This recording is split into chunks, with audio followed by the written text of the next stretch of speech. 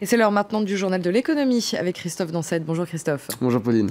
Cette décision était très attendue. La Réserve fédérale américaine a donc relevé, ça y est, son taux directeur. C'est pas une surprise, plus un quart de point sur ces taux qui passent de 0,5 à 0,75%, une première augmentation depuis un an, la deuxième seulement depuis 2008 et la crise financière. Il faut dire que l'économie américaine va bien, le chômage est au plus bas, la croissance au rendez-vous, tout comme l'inflation. La Réserve fédérale ne pouvait donc pas vraiment faire autre chose que de relever ses taux.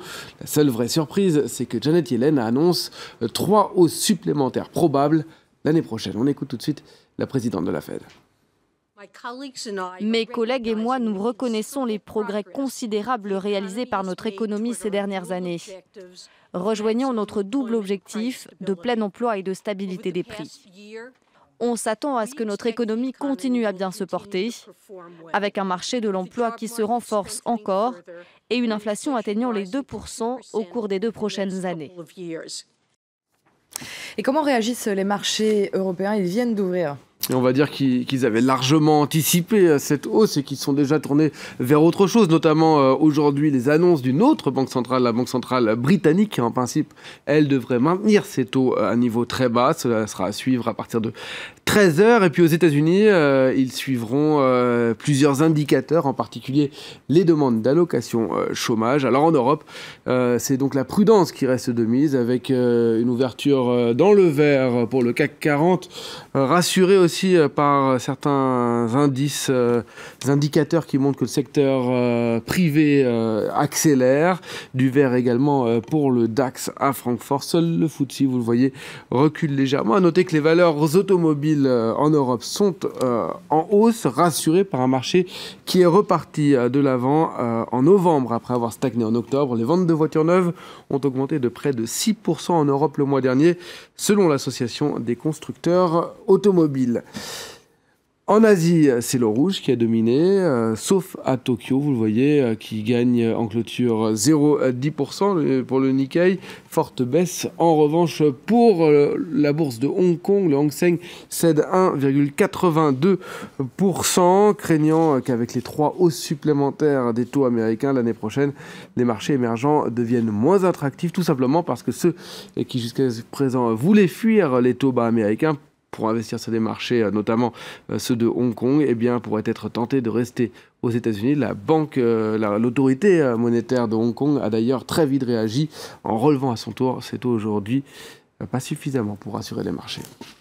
Et c'est le grand jour pour Galileo. Le système de géolocalisation européen entre officiellement en service aujourd'hui. 17 ans après le lancement du projet, le GPS européen va enfin émettre. Une cérémonie doit avoir lieu aujourd'hui à midi à Bruxelles. Galileo coûte très cher, pas moins de 13 milliards d'euros pour les contribuables européens.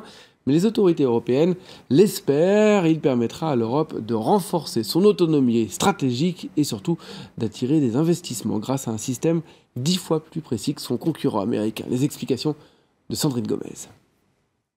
Cap sur la constellation Galileo. En Guyane, en novembre dernier, à bord d'Ariane 5, 4 satellites pour une mise en orbite à plus de 22 000 km de la Terre. Avec 15 satellites opérationnels, 2 décennies après son lancement, le système de GPS européen peut enfin être mis en route. Une avancée de taille pour l'Europe qui comble son retard en matière de géolocalisation. Garantie d'indépendance face à l'américain GPS ou au système de navigation russe et chinois, Galileo offre une infrastructure stratégique à l'heure des objets connectés. Et les enjeux économiques sont colossaux. Aujourd'hui, 10% du PIB européen dépend déjà des systèmes de positionnement par satellite, un taux qui devrait atteindre 30% d'ici 2030. Grâce à Galileo, les Européens disposeront bientôt de services de géolocalisation plus performants au centimètre près comparés au GPS américain. Un atout de taille à l'heure des voitures autonomes. Dès 2018 en Europe, elles devront être Galileo compatibles et embarquer le dispositif d'appel d'urgence eCall relié au réseau.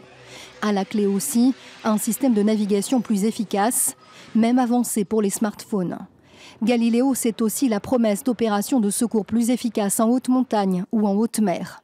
Un signal de détresse sera repéré de façon plus précise et en à peine 10 minutes contre plusieurs heures aujourd'hui.